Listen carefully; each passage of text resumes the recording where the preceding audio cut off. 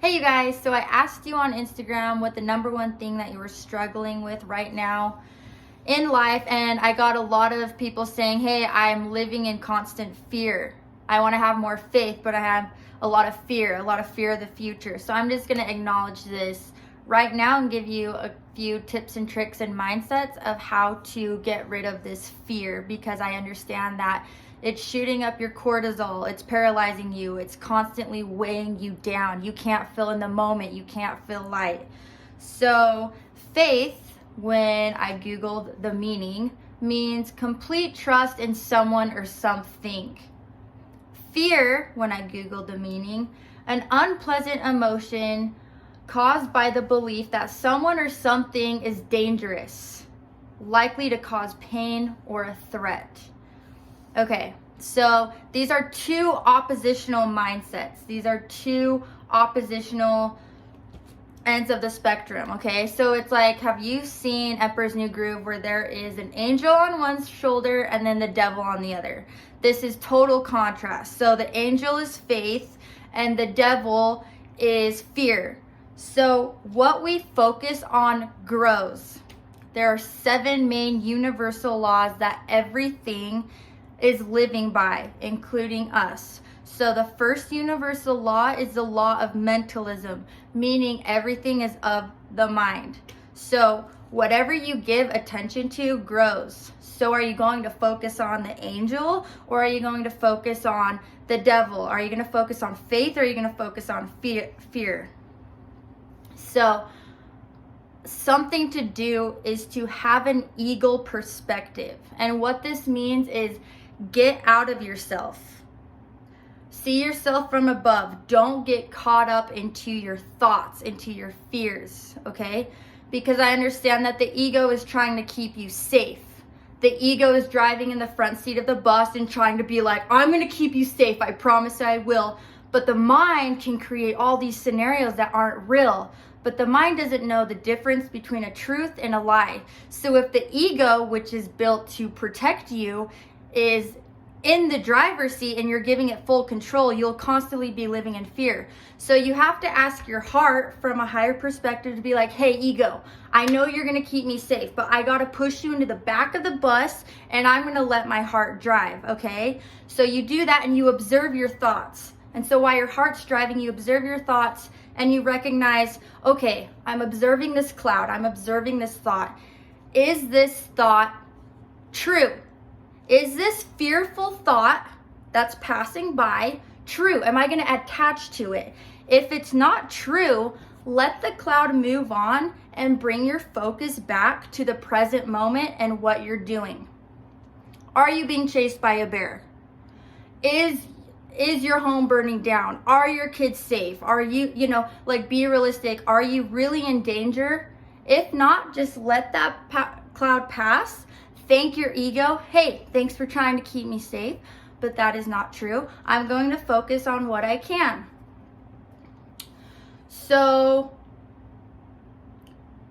give yourself grace. For the most part, in order to really get to the core healing of a lifestyle of living in faith, it's a lifestyle. It's constantly being aware of, am I attaching to this thought, and asking the question, is this true? Is this thought true? And give yourself a lot of grace, because a lot of us, since we were young, have been living in fight or flight.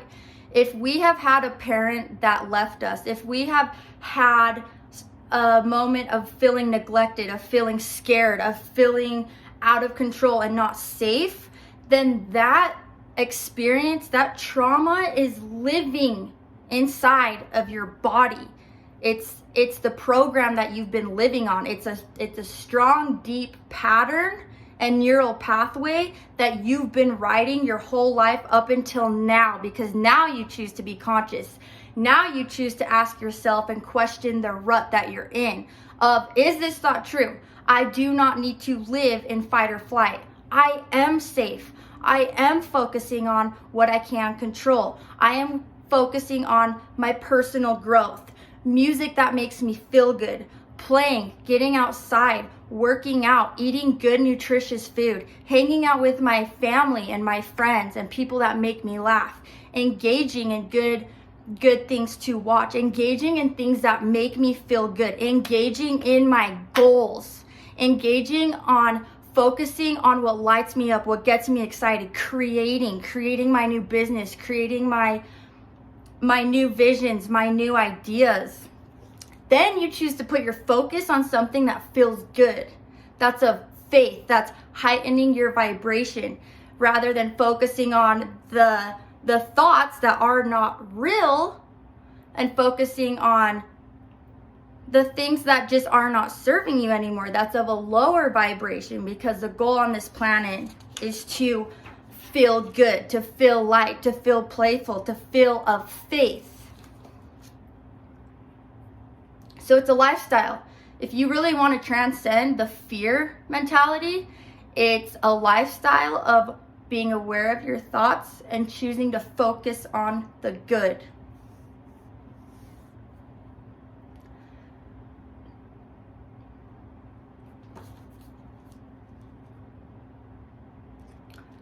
So that is the end of my spiel. There is no quick fix, but there is a lifestyle. And it's just being mindful of what you're focusing on. Trust yourself that if you are confronting danger in the present moment, trust yourself that you will react accordingly. You will react in a way that will keep you safe. Know that that ego is always there to protect you, but it doesn't need to be the main driver. So be living a lifestyle of continuing to strengthen your trust within yourself, and as within as without. As you build trust with yourself, then you will build that faith and trust with Great Spirit also. So live a lifestyle of trusting yourself. I trust I'm going to work out. I trust I'm going to hang out with solid people. I trust that I'm going to feed my vessel good foods. And start living that lifestyle, and fear will slowly start to disintegrate, and you'll be paving a whole new pattern, and you won't be in that rut anymore. I hope this helps. Faith over fear. It's a lifestyle. You got it. Love you guys.